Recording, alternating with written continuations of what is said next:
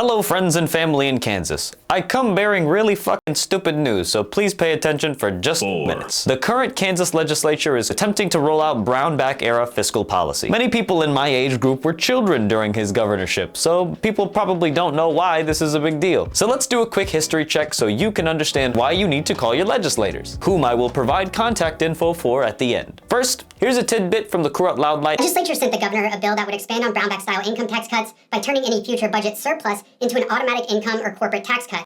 However, the bill does not have an automatic tax increase during deficits. A veto is likely, but given its Republican supermajority support, an override of that veto could happen. Now let's put on our thinking caps for who the tax burden will be placed on when we eventually run a deficit. And, more importantly, who will suffer the consequences? Is it A, Kansas-based corporations?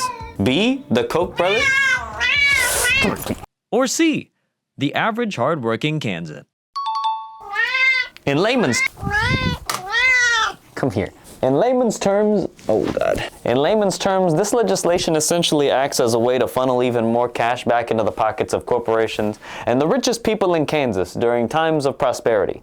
However, on the flip side, in the event of a deficit, these same groups will not have any increased responsibility baked in. They want to gamble with your money and then make you pay if they lose on that gamble.